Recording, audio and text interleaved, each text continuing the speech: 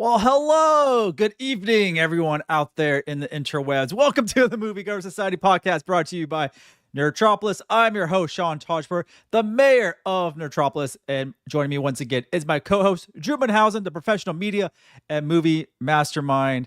Long time no see. It's been a while, Drew. It's been a wild March. It's March Madness in many ways.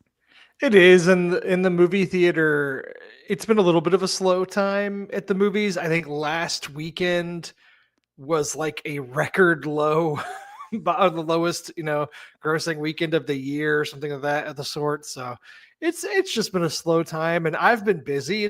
I haven't been getting to the theater as much as I would like to, but I did go this past weekend, so we got stuff to talk about. Yeah, we do. We have a lot of great reviews already. I've been busy with a lot of interviews, actually. I interviewed Kat Graham. People know from, honestly, they know her from Vampire Diaries, playing Bonnie on that. And she's also April O'Neil in Rise of the TMNT. She's in Tyler Perry's Duplicity, now streaming on Prime Video. I have an awesome interview with her there. There's a brand new movie that many people know about, Locked, with Bill Skarsgård and Anthony Hopkins, produced by Sam Raimi. I spoke to director David Yarovesky, who actually is a director behind Brightburn, right? Brightburn. Yep. That's that. So that's a great one too. For nostalgia, I got a couple of great ones for nostalgia. Henry Thomas, as we know, as Elliot from E.T., he was also in Cloak and Dagger from back then, but obviously he's all grown up now, done a lot of great films. He's all in the Mike Flanagan shows, pops up in those. But he has a brand new Western High Ground with John Voight and Catherine McNamara. Spoke again with Casper Van Dien, also known for Super Troopers. He's in a new Western. So Westerns are making a comeback, which I'm super excited about. And upon many more interviews you can check out just for House of David. Also, The Day the Earth Blew Up, the Looney Tunes movie. Oh, Drew, did you go see that? Did you get a chance to watch that one? I haven't yet, no, but I want to. I've heard great things about it. You should. So I spoke to the director of that film and the voice actor, Eric, who does all the voices now. He has pretty much replaced Mel Blanc back then, with doing all these voices now. Also have Queen of the Ring, Plankton the movie. I mean, there's a lot of stuff, a lot of great interviews, I'm gonna say, guys. Review wise, we have a lot of stuff too. Drew has Opus, you know that. I'm waiting for your other one, Drew. I did. What should we have time for? I saw Death of a Unicorn. Yeah. My review will be coming shortly. I can tease that I liked it. There you go. I'll just say that. I also wanted to say, thanks to Universal, they sent me a copy of the 4K of Wolfman. Did you get that too, Sean? No, that's pretty awesome. Yeah, so I got that, a movie that you and I did a review and talked at length about. Movie I liked, and I did get to pop it in the old 4K player and see, and it looked really good. And that's a movie that I think that we're kind of both mixed on, but like getting to watch it again and knowing what it was, I enjoyed it. So, and thanks to Universal for sending me that. The 4K copy looked great. It looked really good on my screen. That's awesome. That was a movie I know people were kind of torn about, and we'll get to another movie that people are torn about. But I watched Odessa on Hulu. I've seen that one getting ripped to shreds. Yeah, I didn't want to go there, but I had to. It didn't work for me at all. I wanted to love it. I loved everything leading up to it. I loved everything getting into it, watching it, and then all of a sudden it was just falling apart. And I was like, "How is this a rock opera? How is this really?" Is it big swing and a miss? But I have my full review on Nerdtropolis as well. We're now on episode 66. We're trying to be consistent with that, but it's getting harder and harder, I feel like, now. But we're diving into Disney's latest live action adaptation, Snow White. And we all know there's been a good share, fair share of controversy leading up to the release. We've all seen it. We've all, read it. But we're going to give you our honest take. And we're going to ask, is this another live action Disney masterpiece, or is just another attempt at nostalgia? We'll get into that. But before we dive into this review, I have to have a PSA out there, because it's been a wild few days for my friends, colleagues, even myself. It's wild. So here at Nerdtropolis, we celebrate movies, television, all types of entertainment, which is a place of joy for like me and Drew to discuss our shared passion. And, lately there's been a lot of people hiding behind their keyboards just to spread hate, attacking others just for liking a movie. Just for liking a movie. Just with vulgarity and just wild harassment. We comments, tweets, direct messages I've seen from people, not me personally, but from others. I know I got a whole lot of comments. So I was just like, this is not related to the movie. People seem to be bored. It could be bots. It could be trolls. It could be whatever it is, just to tear down people for liking a simple movie. Um, it's just not a place for it. It just doesn't make sense. We're just expressing our love for a film. Even if we don't like a film and people disagree with us, that's fine. That's the whole point of it. But toxic culture has no place in this fandom, in this industry, and really, I stand firmly against it. I know, Drew, I'm not going to speak for you, but I know you do as well. Nerdtropolis does. We should be about connection, not division. And, disagreeing is fine. Discussion is welcome, and we love that. But attacking someone for their taste in entertainment is just simply unacceptable. So I'm just, championing that for all my friends, colleagues, myself, everyone at Nerdtropolis. Yeah, I don't know what the point. If you're bored, pop in a movie, go play a video game, stay off social media, because those types of people, we don't want to entertain and give them that type of platform. We encourage everyone to uplift and not tear down, fellow moviegoers. So that's my PSA for this episode. There's one thing, Sean.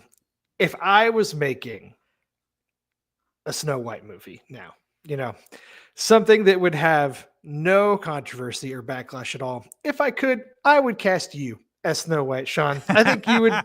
You are just full of grace. There's no one fairer in the land than you. There would surely be no backlash, no issue if I cast you as Snow White. So I'm just letting you know. If I could, I would. Oh, that's funny. I'm gonna make the comment. It's the stuff we've seen online. I mean, some of it's kind of humorous, but I can get the humor and the sarcasm out there, and that's fine. I'm so for all that. But some of the stuff have been so disgusting, very specific attacking. But I will gladly be your Snow Brown. I'll say this just to add on to what you're saying, because what we're doing here is talking about the film and what we thought of it, and that's pretty much it, right? And obviously there's a lot of narratives around this movie, and I'm sorry, Sean, I apologize for not directing to Nerdtropolis in this one instance, but there's a really interesting New York Times story that just posted 3 days ago, and it's called Snow White and the 7 Kajillion Controversies. And this is a story, or it's a long article that goes into all of the issues with this movie, from the production issues it had filming during COVID, set fires that set them back, the strike delays, having to reshoot things, amidst, like, at the time, Gal Gadot was having health complications from her pregnancy. Like, there's all kinds of issues of things, backlashes, so on, that made this movie a punching bag for a lot of the vocal community on the internet. We're not hiding that fact, and we're more than welcome to discuss it, which I do want to talk about some of the points, and I'm more than happy for people to leave their comments if they're respectful and make a solid point and not just attacking someone with vile words and stuff like that. Also the rewrites and the redesigns of, obviously we'll talk to it about the dwarves, there's a bunch of stuff, controversy on certain perspectives from, political perspectives from both sides of Gal Gadot and Rachel Zegler. That's all obvious. We're talking about a film now, so whatever that was is that. You talk about sets, fire on the sets, and also the COVID, not COVID, it was a COVID or the strike? Was it affected by both? Both. I think they started filming it in 2020. It got delayed due to COVID, had issues. Then they had the set fire that set them back, and then the strike. I mean, it just, like, pretty much everything. This is a movie that during the production of a movie that already had an uphill battle just because of what people think about Snow White in modern times anyways. And and what it represents as far as like a damsel in distress and the dwarves and the dwarfism community and what they think of the dwarves. They're like, this movie already had an uphill battle, Right. but you have to realize, and in the article that I mentioned on New York Times goes into this. So I'm paraphrasing from that, but you know, this movie went into development at a time where in 2019, when Disney was on top, when Aladdin and The Lion King had both made over $1 billion, and even movies like Dumbo and so on had still done Beauty and the Beast did moderately really well too. I well. think Beauty and the Beast did really well. And Cinderella. Yeah, I mean, it they were done. all pretty solid box office successes in their own way. I think they were just feeling pretty bullish, and they're like, even any controversies we might have engaging with Snow White in a modern era, we're going to be just fine. And then it didn't all work out that way for them, unfortunately. But And you can thank social media for that. You can talk yeah, about a lot of things for that. Boredom at the same time, people making problems out of nothing. I mean, that's a huge thing, Sean, is people making problems out of nothing. There were, and Disney, shot themselves in the foot at times by responding to things with statements that were, they were trying to skirt issues, but like there's a whole thing with the dwarves and like slight spoilers, but there's a group of bandits in this movie that play a prominent role, and like there were early set photos that leaked of those bandits, and people thought that they were the dwarves or replacements for the dwarves, and that created a whole controversy about nothing, because that's not even what happened in the movie. That's not what it was. And so, like, it's just a lot of people jumping to conclusions about things, and yeah, it's just the movie became a punching bag. It really did. Yeah, which is unfortunate. And this is Disney's first animated film, right? Is Snow White 1937? Is this their first like feature film animation? As Drew confirms what I the said. the profits from this movie is what Walt Disney bought the land for, like the Disney headquarters with. Oh wow. And so this is in that article. I thought this was fascinating. To this day, the building is adorned with like statues of the seven dwarves. So and Disney animation offices sit along Dopey Drive. So like there's a lot of things of Disney headquarters, whatever, that are adorned with things from the original Snow White animated movie, because it is, truly monumental for the history of Disney as What a built Disney, company, I an mean, really animation what, company. yeah, it's what kind of made them what they are today. So I'm surprised it took us this long to get us a Snow White live action, as they're churning things around.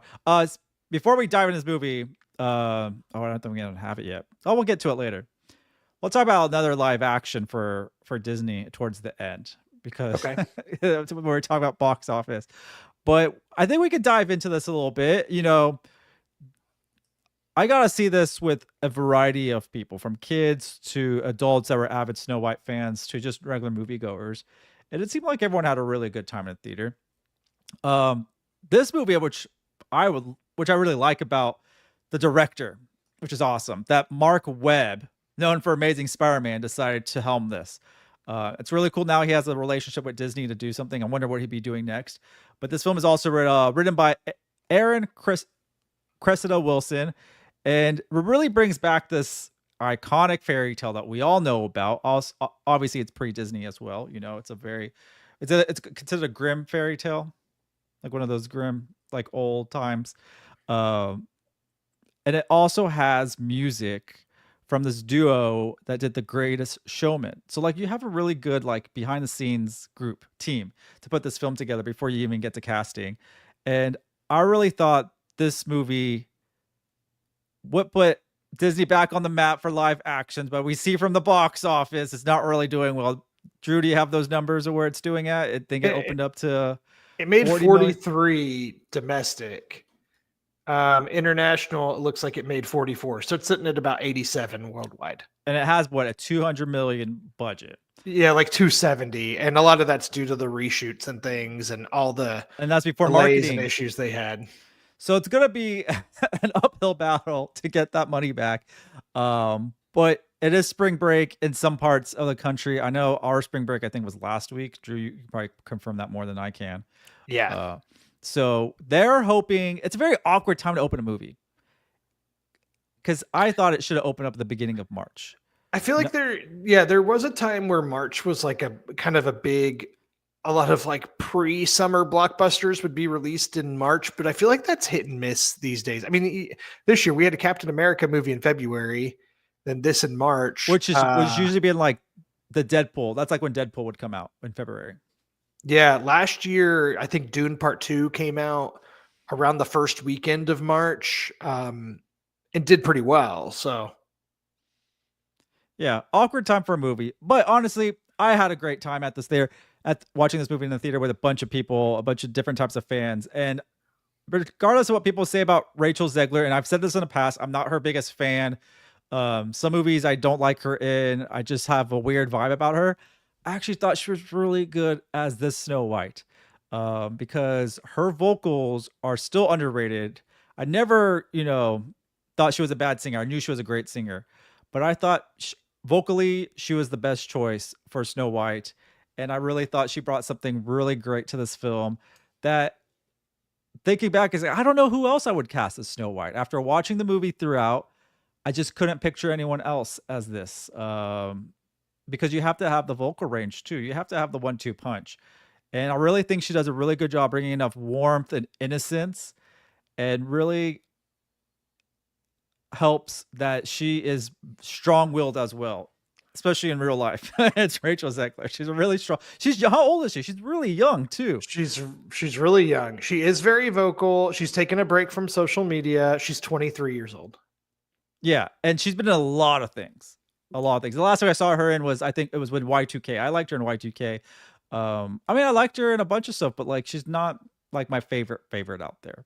So, can I give my Rachel Zegler take? Yeah, so that's what I was gonna go as. Like, what did you think of Rachel Zegler in this role? So actually, I'm a big fan of Rachel Zegler. Actually, strangely enough, I love Steven Spielberg's West Side Story. Like, I think that movie is a near masterpiece. Like, I absolutely love it, and I think that she was wonderful in it. So, and that's her first film role, so that really put That was her her on first the film role? radar. Well, Yes. that's impressive because that is a great film. And I don't like musicals. I really like that one. Yeah, so I think she's great. And then her second movie was the Shazam sequel, Mhm. which is a movie that I didn't think was very good, but I thought she was like a shining ray of light in that movie. Like, I thought she was wonderful and elevated that movie from what it could have been. And I feel the same way about her in The Hunger Games: Ballad of Songbirds and Snakes. Like, I think she's really great in it.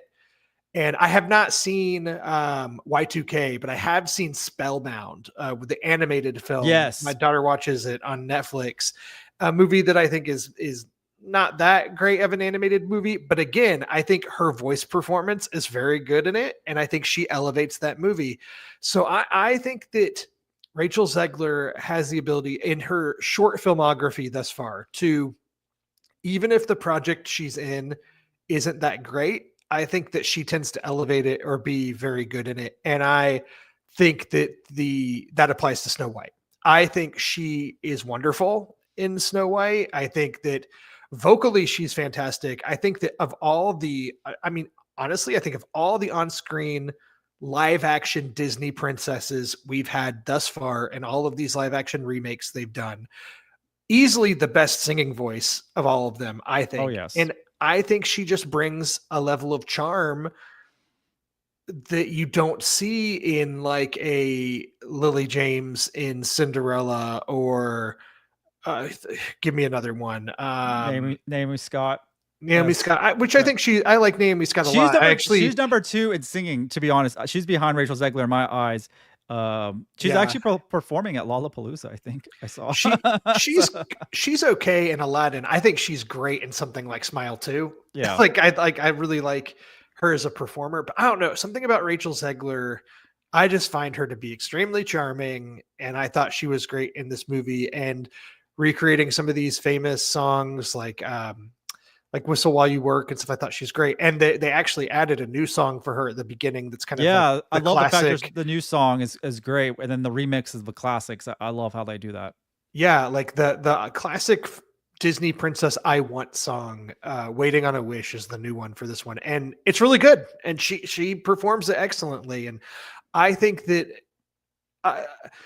not to jump the gun here and get into like overall thoughts on this movie. This is a movie that I thought I was mixed on. I thought it was okay, but I thought she was great in it, and that I don't think is honestly. I think it's kind of inarguable. I think she's really good. She hefts the whole thing's on her shoulders. Yeah, and like I said, I don't know who I would have cast as Snow White that has the full package, and vocals is very important in this role.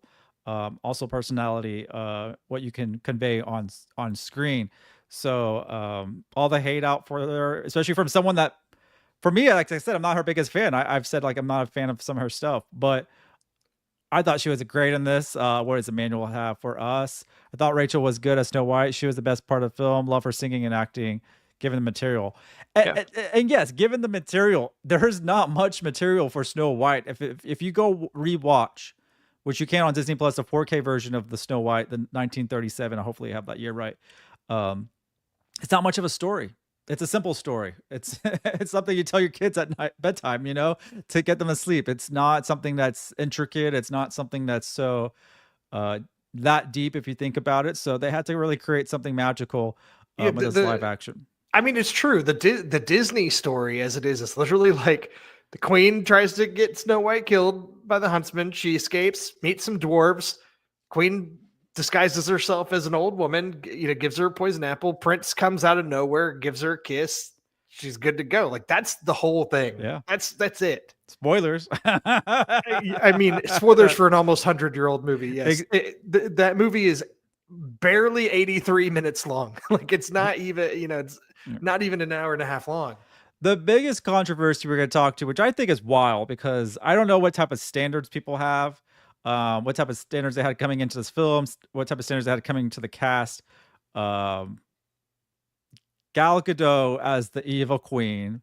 People have been tearing her apart online, sadly, which I don't understand, because it's like, have you not seen her act before? So like, that's for one. First off, I will say her as the evil queen. I'm going to talk about the physical part of it. I thought she looked the part so great. I think she looked really elegant and menacing, and one of the most stylish Disney villains we've seen.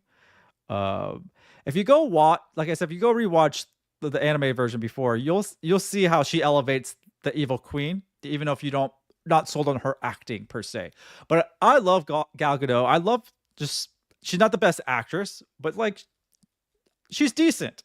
And the fact that people are saying that she was acting like she was in a whole different movie because she was a little unhinged at times and over the top. But like I said, if you go back and watch the original animated film, there are lots of instances where the queen's just erratic. And so maybe people are just not used to seeing Gal like this. There's not much to this character. There's not much to go on per se. But I really thought with her in the costume and everything and some of the stuff, I think she was having a lot of fun with this. I could tell that she was excited to be part of this movie and really wanted to put what she wanted to out there for the world to see. And it maybe not have landed with everybody. But I thought it worked. I was like, who else do you want in this role as well? I don't know. I know there's a lot of actresses out there, but it's like, who else would you want in this role? I thought she looked the part to the T and actually elevated what the evil queen and Snow White would be. I love the costumes on her. Very stylish, Vogue-esque. Yeah, I thought she looked great in the evil queen costumes. Go ahead, Drew. Let's hear it. Let us hear it. I agree that she looked the part. I think she did have a good look. The costuming and everything of the evil queen was great. I thought Gal's performance was terrible. Like, I thought it was so bad. And I thought some of her line delivery, yes, she is hamming it up. She is playing a villain, having a good time. I mean, she literally has played a member of the Justice League. So, we're used to seeing her as a good character, right? Did you like her as Wonder Woman? How would you think about her acting as Wonder Woman? I mean, there's not much acting that she has to do as Wonder Woman. It's such a physical part, and she's a good Did she sell physical it? performer, Did I you did she guess. sell Wonder Woman to you? I mean, I'll say this, like, am I sad that Wonder Woman might be recast for the new DC moving forward? Like, am I sad about it? No, not really. Like, I'm not attached to Gal in any way, and I like her in the Fast franchise. I thought she was okay, and I thought she was good in the first Wonder Woman movie. The second one, less so. Well, that's because of But a lot of other things. But right, yeah. but pretty much everything else that she's done is I mean, did you see Heart of Stone, the Netflix action movie that she was in that nobody remembers that came out in I 2023? do, but she was also not. That's not the one though with Ryan Reynolds in The Rock? What was that No, one? no, that's Red Notice. That's another bad movie. Yeah, Red Notice is bad. Heart of Stone was one where she's an agent. Isn't she like she's Agent like an Stone? agent. Yeah, that's all like heart card themed, and Jamie Dornan's in it. And I don't know. That movie's really terrible and nobody remembers it because the Okay. Netflix movie, like big $150 million action movie that came and went. I don't know, just pretty much everything that she's done that it's not Wonder Woman. It's a mixed bag, and she just had a few line deliveries in Snow White that I don't like to be this kind of audience member, but like actually made me laugh out loud because I thought the delivery was so bad. I mean, I Um, thought she was supposed to be a little unhinged and why, like just kind of on her own, a loner almost in this whole sure. in this castle, and she hammed it up. I thought she just was really hamming it up to the max as possible. Emmanuel says I didn't like Gal acting or singing, and I wasn't sure if she was singing that bad or on purpose. I couldn't tell how much work the vocal aspect of that song I was. just think she's not much of a singer, and she does kind of a more talk singing song, but she hits Yeah, some notes. yeah. I've heard worse than her in this movie. Um, I don't know. I understand what you're saying about hamming it up and all that, but just for some reason, it just didn't click I mean, you for got me. And Gal and Rachel, which are I think two different leagues yes, of yes. acting and background of acting and so forth and talent. Um, but let's give Gal credit of her look in this film was pretty elevated what we thought what the evil queen could look in live action. Do you know? Because this is something I haven't really done the research on, so I'm not sure. Um, have you looked up? Was it actually Gal when the evil queen, as we all know, because we Oh, all you saw know when the she's the story Snow evil, White. when she's the witch. Is that really her? Yeah, yeah. Was she in makeup, or was it a different actress with the voice with her voice done, or did they use CG? Like, how? I'm curious about the old woman and if it was really her under any kind of prosthetics or makeup, or if it was an entirely different actress, because I couldn't really tell. I didn't see anything that pulled up about it just now. Just did a quick search, but to my knowledge, I never saw anything that said Gal was not the the evil witch. And I swear I could be wrong. I thought I saw a behind the scenes thing about it or a little something. I could be Okay. wrong, but it'd be a shame if she wasn't in that as well. In the makeup of all that, I would assume she would want to, and why wouldn't she? Well, that's my assumption too. Like, if you're playing this role, you should want to really go all the way and do the physical transformation into the older woman. Just when you're watching the movie, you can't tell. So either it's done. Yeah. Okay. Yeah. Emmanuel says he thought it looked CGI too. I just couldn't tell. Could have been half and half, especially because you're hiding underneath what do you call it, a cloak Hmm. as much as possible. So that makes it easy for CGI to play into that as well. Um, did you like the look of the witch? Uh, Less so than as the queen.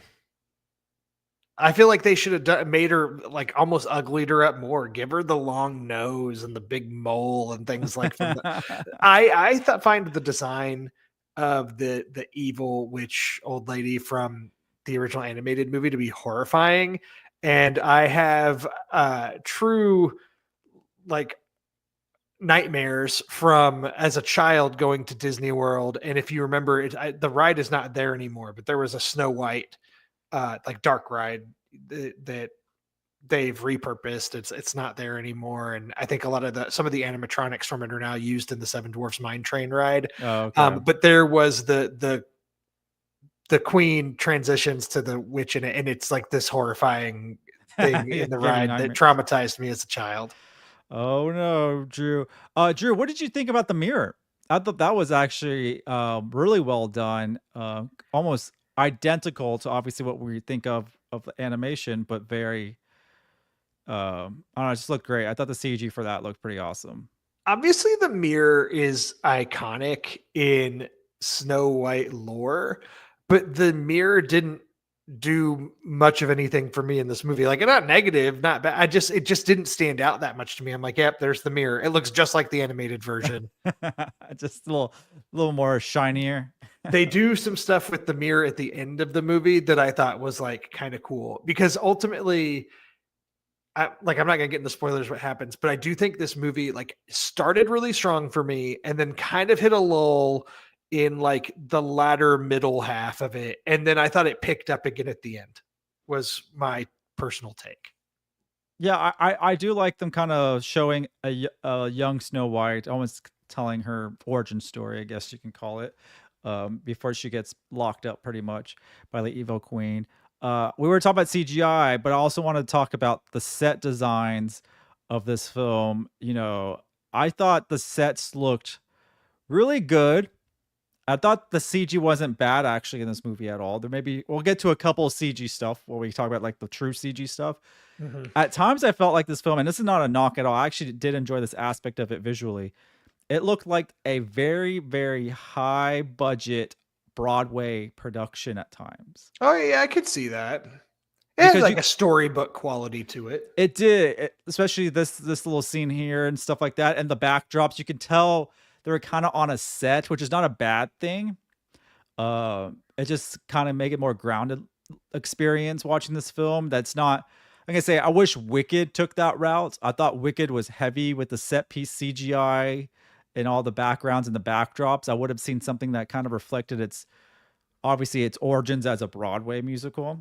But I thought Snow White did a nice job kind of making things look very practical, immersive, magical, and with that, homegrown like fairy tale vibe to it, which I And I don't think is a liked the bad thing. dwarf's house too. Yes, and I wish I had a little. I don't know if I have. I don't think I have that here uh, just yet. So speaking of the Seven Dwarfs, which were all CGI, I know some fans weren't happy about that. There's all that controversy, which I can agree with. That I don't know why they made them CGI uh, initially, but after watching this movie, making them seem very different than what we're used to makes sense because they were talking about how these are magical creatures, not creatures, Mhm. magical beings that exist in this world. They're not just small humans, and they fit this fairy tale vibe perfectly. So I understand maybe the changes The with dwarves are where you kind of get into it being like a no-win situation for Disney in making this movie, because on one hand you have Peter Dinklage, who's a very prominent voice of the dwarfism community, going on Mark Maron's podcast in a couple years ago and basically, calling Disney backwards because they to still tell Snow White and with the dwarves, and a lot of the dwarfism community find the dwarves and Snow White and the Seven Dwarfs to be like what were the words in the story, like infantizing, and stuff like that. It's like as a negative. So Disney pivots away from using dwarf performers in lieu of making them like magical creatures, like you said. But then now you have people from the dwarfism community that are performers that are like, well, now you're taking away roles from people with dwarfism. So it's like, again, kind of a lose-lose situation. I honestly see both sides of it. So I kind of understand Disney taking the route that they did.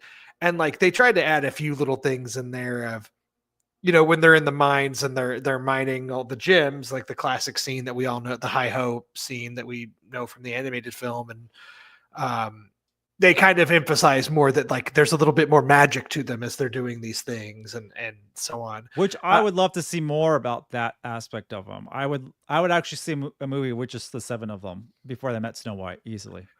And talking about the design, because I think this is where we were getting into the CGI conversation. Should we just jump into it with the Yes. dwarves or? Yeah, dive right in.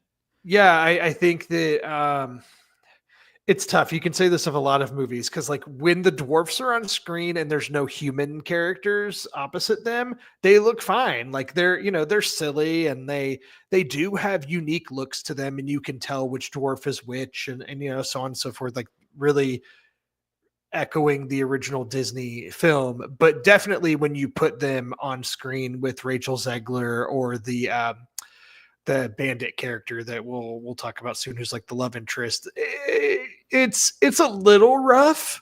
It didn't ruin the movie for me or anything. I guess I kind of knew from the trailer what to expect, and I'd already seen some of the backlash for like wonky CG with the dwarves, so I knew that going into it.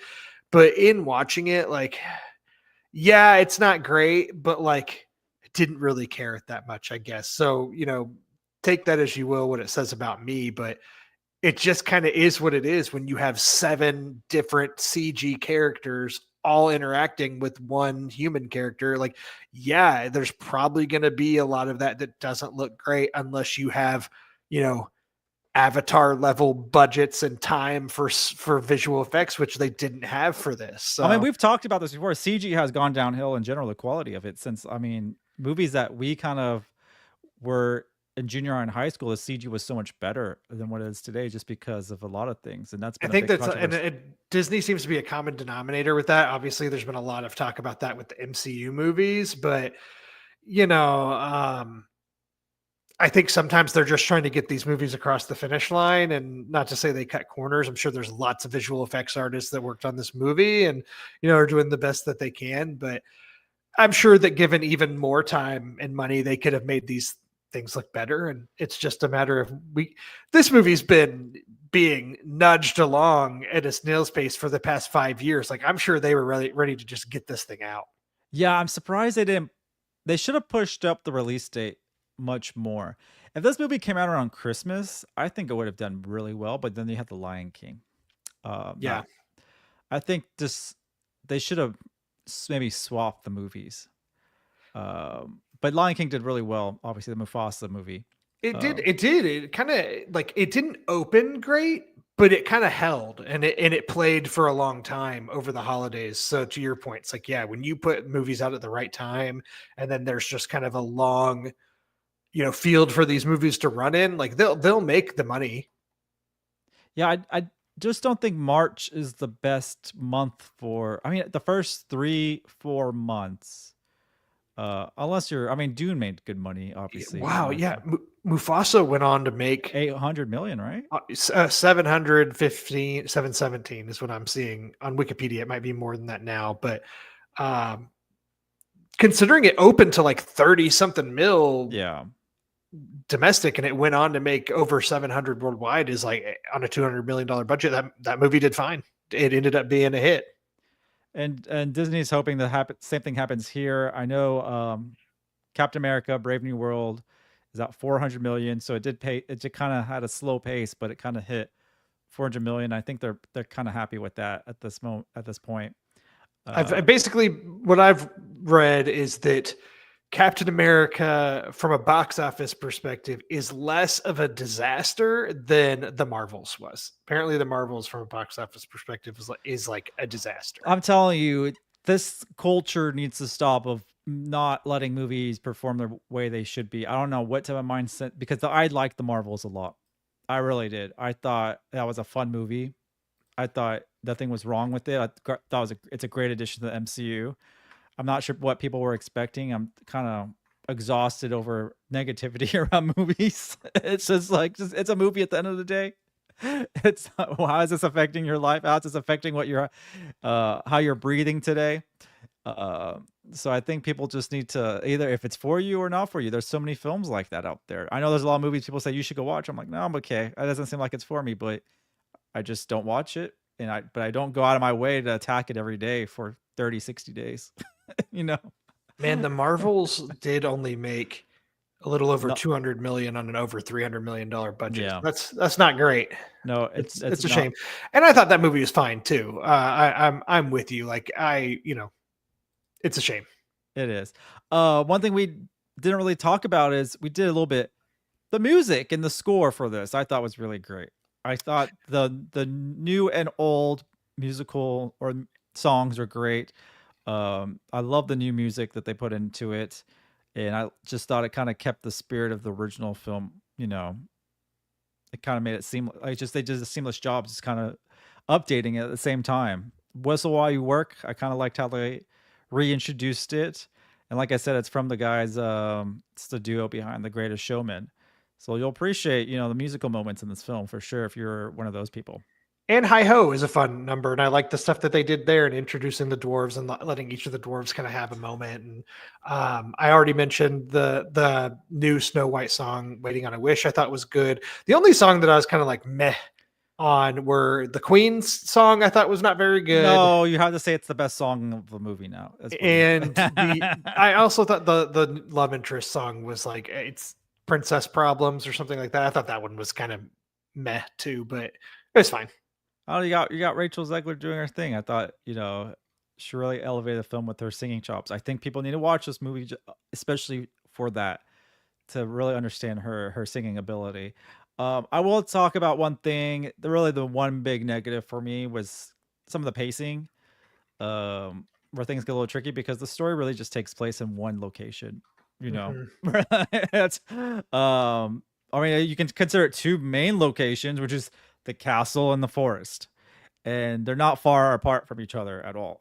So I just thought we were going to explore a little further out. I really thought we were going to go a little more, I guess, south, or and then come back in. I just wanted us to go a little bit further than we did. Not a lot of action packed moments in Snow White in general. If you watch the original film, so they did add some more action packed elements that really helped with the pacing. Um, just don't expect a fast paced adventure. Which is crazy because here's the thing, right? You've got all these different Disney live action remakes, right? Most of the original animated movies. Here's my examples I'm pulling up, right? Beauty and the Beast, Aladdin, The Lion King, The Little Mermaid, right? Most of those animated movies are like sub 90 minutes, right? Like 88 minutes to 90 minutes tops. Then you've got the live action remakes, Beauty and the Beast, 2 hours and 9 minutes. Aladdin, 2 hours and 8 minutes. You've got The Lion King sitting at an hour and 58 minutes, almost 2 hours. The Little Mermaid, this should be a crime. 2 hours and 15 minutes. I had a problem with that so much, how long that was and how dragged out that one was. And then Snow White is an hour and 49 minutes. So thankfully, it's a little bit shorter. It is, a remake of an 83 minute movie. But I did think, like I said, I thought the first like third of this movie really moved. I was like, man, we're introducing Snow White. She gets her song. Hi ho with the dwarves. We're cleaning the house. It's like boom, boom, boom, boom. And then the love interest is introduced and Mhm. these kind of bandit thieves. And I thought that's when the movie really slowed down for me. And I was like, okay, let's go. And I was really getting to the point where like I am bored in this movie. Let's go. And then the last like 20 minutes or so, I thought really picked up. They added a little bit more of your kind of typical blockbustery stuff in it. But hey, it worked for me because it got me back into the movie. Yeah, it's not that long. I mean, an hour 49, but I think if you shorten it 10 minutes, we could have got a little more. Or I Oh, wanted I more. agree. There is stuff that can be cut from this movie. This is not even a 2 hour movie, and there's stuff that can be cut from it for sure. What do you think about the love interest? The actor is. Do you have it pulled up? Because I am trying to drop this image I for do. His name's everybody. Andrew Burnap. He is not really from anything that I'm familiar with. I haven't seen any of the films that he has been in previously. And then even TV, I haven't seen a lot of these series like Under the Banner of Heaven, We Crashed. I haven't haven't really seen any of these. So it's unknown, and I thought he did a really great job in this film. I had no really problems with them. I thought the bandit stuff, I guess, I mean, not really necessary, to be honest. It was a little excessive to me just to add more people in there. And we're only like, he is a Tony Award winner for best oh, leading actor in a well, that's play. pretty impressive. Did you think we're gonna get further out in the forest when they introduced the bandits and all that stuff, or did you think we're just gonna swiggle back and The forest stuff was weird because even when Snow White first runs into the forest, it's like really, really quick, like flashes of scary stuff, and then she's at the cottage, and then there's more stuff in the forest later, but there was no like characterization to the forest after that. It just was kind of meh to me. Yeah, Emmanuel says I didn't like that they teased other kingdoms in the film, and it didn't show them. It's breaking the rules of what is I have my screen. Chekhov gun. Chekhov gun, yeah. Oh man, yeah. I wanted to see more of that world of the Snow White and its surrounding areas. There's some of the stuff with this character though that has been some of the it's gotten the attention of some of the ire directed towards this film, that they got rid of the prince in this movie, made him more of like a rebel bandit character with aspects of a prince, and doing so to make Snow White a little less damsel in distress ish, which I understand. To me, it's like he was fine. None of that bothered me. Like the changes to it, did it need to be a prince? No, who cares? Like, I mean, honestly, it's not a major change. The audience this is for don't know about the change. Oh yeah, my daughter. So okay, I'm pulling the daughter card, Sean. I haven't done this yet. I'm pulling the daughter card because I saw this movie with my 5-year-old. She loved it. And she loves Snow White. She loves watching the animated Snow White, and she loved this one. She had no complaints about anything being changed. She keeps calling that character Jonathan by his name, Jonathan. So the character resonated with her because she remembers the name. But she liked this movie, and she keeps asking to listen to the soundtrack. So, like you said, the music hit. This movie was great for a 5-year-old. And for me as a parent, going with the 5-year-old who really enjoyed it, and we had a good time at the theater, like it automatically makes me like, I had a good time. I had a good time. And even though we've gotten into some nitpicks and some complaints with it, and I don't think this movie is perfect, and there's parts of it I was bored, I thought Rachel Zegler in the movie makes the movie enjoyable enough that I had a good time with it. And I thought some of the musical arrangements were actually really good. And honestly, like there's only a couple of them here, Hi Ho and Whistle While You Work, that are like truly from the original. But of the Disney live action remakes, I thought these were some of the better arrangements of classic songs redone in the live action. Yeah. This movie is not for you and me. Like we're not right. Absolutely. Audience. You're exactly right. And everyone that's complaining and being nasty out there are not the target audience. And they want to keep their kids away from this movie because they're not, it doesn't make any sense. Take your kids to this movie to enjoy a really great, a really solid like Disney movie. The kids are gonna enjoy it. That's really what it's about. And then you can go watch whatever you want afterwards, go entertain your kids for something that's actually a very family friendly film. We had a large popcorn, and it was good popcorn. We ate all of it, got a refill, and ate almost all that popcorn. Sean, zero complaints. There you go. I think people at the end of the day need to realize who these movies are for. I know the Disney adults, the ones I know saw the movie, and the ones that were with me, they liked it. They didn't nitpick anything. They actually loved it a lot. I saw some good takes about the Disney maybe botching the marketing of this movie a bit, which they had some issues because with Rachel Zegler, kind of stirring up some controversies on social media. I won't get into all that, but they did some things with the premiere and they closed off they closed off the premiere for all the red carpet stuff. And honestly, you said Rachel Zegler is young. She's young. She doesn't know this industry yet is, but honestly, I blame Disney for not coaching her on what to do and not to do. She's going to be, because the reviews are all saying what we've said, is that she's the highlight of this movie, and even the negative reviews are like, she's really good in it. So Rachel Zegler is going to be just fine. You know, Yeah. she's going to be just fine. I'm sure she's She's a star now. She's gonna be a working. bigger star when she's more grown up.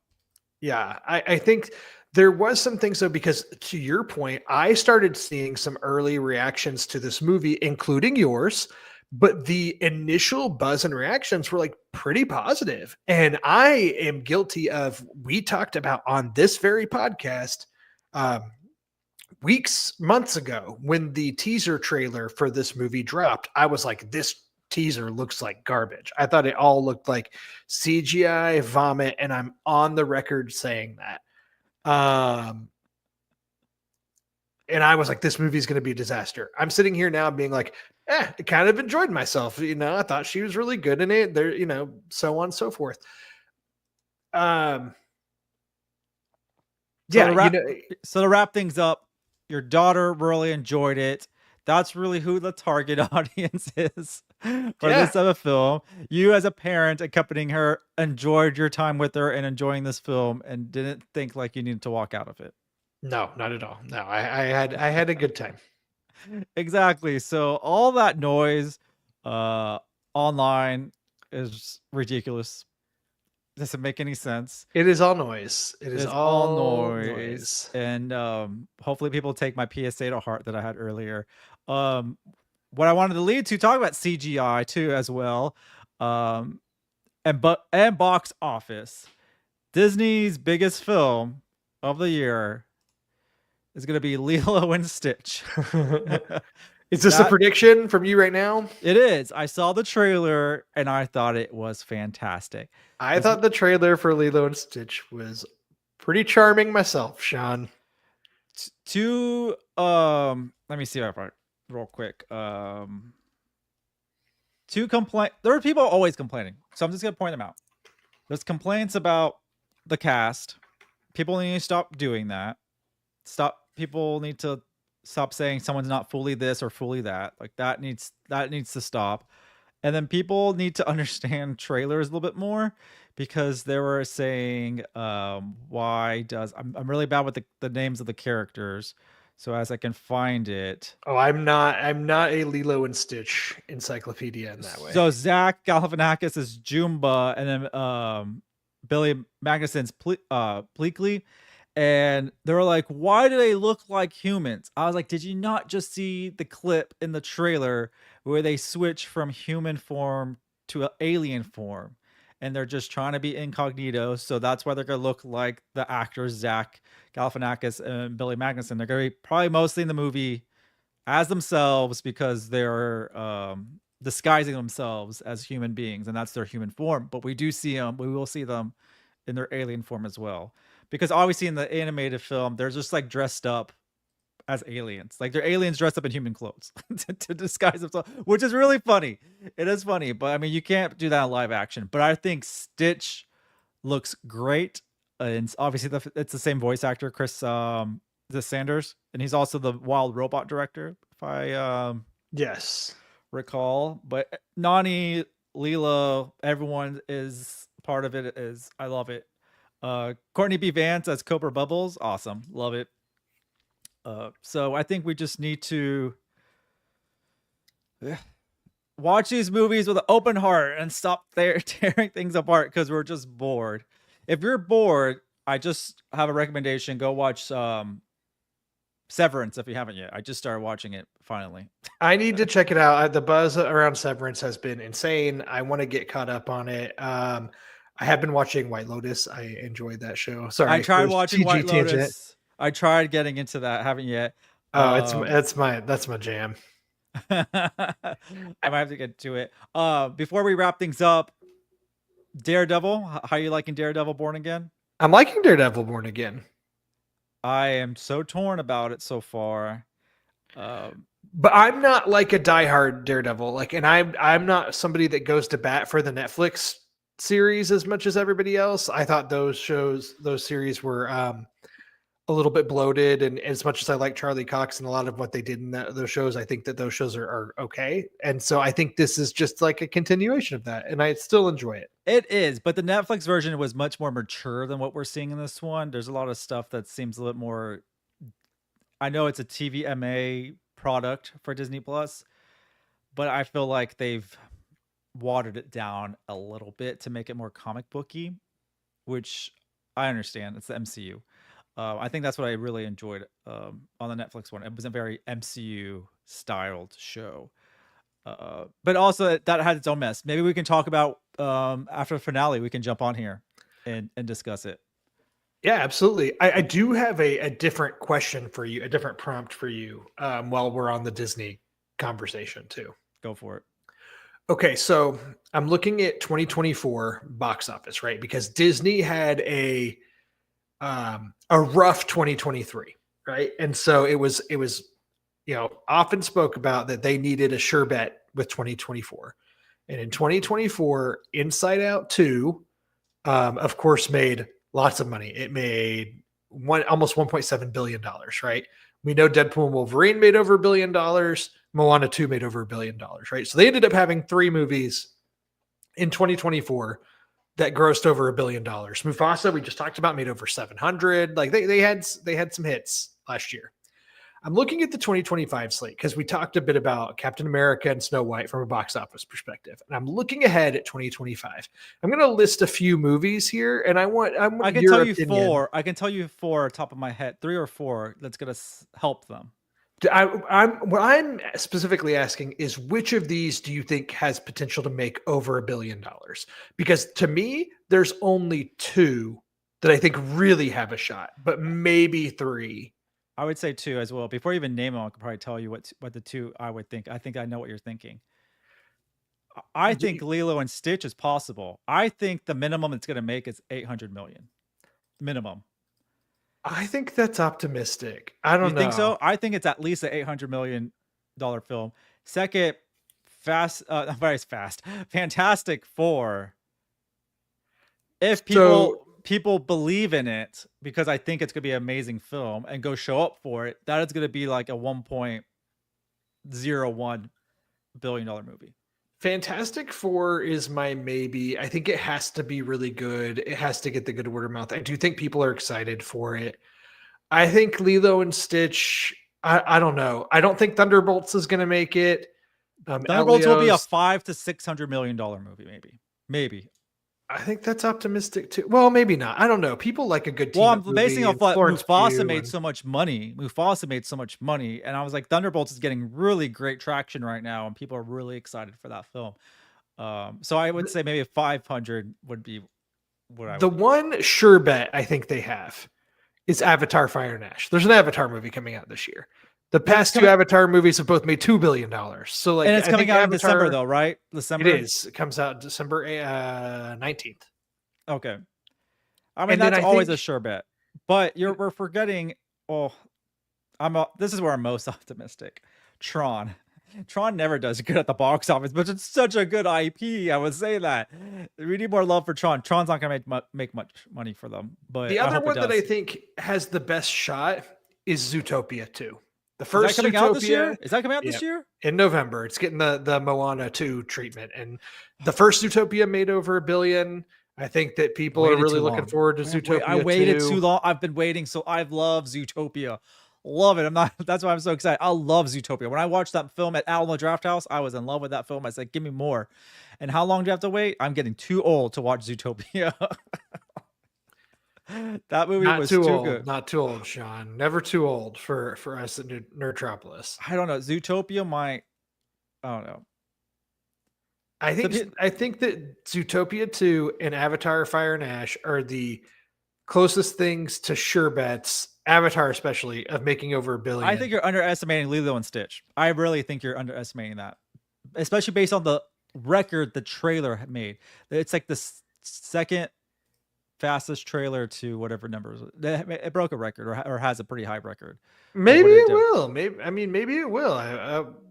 I don't have as much nostalgia for the animated Lilo and Stitch movie. It came out when I was 13, so it was like right at a time where I'm like, ugh, I'm too old for this. You know, I was put my nose up at it, but there's a scene in the new trailer where they're at a restaurant and Stitch, like the waiter says something about, is that a dog? And Stitch looks at him and goes, woof. And it makes me laugh. I'm sold. No notes. I'm telling you. And then we have Elvis songs part of it. So before I wrap things up, Emmanuel does agree with me. Yeah. Lilo and Stitch will make over $1 billion. I hope it makes 500 million. That's where I'm at on it. I think if it makes $500 million, we're good.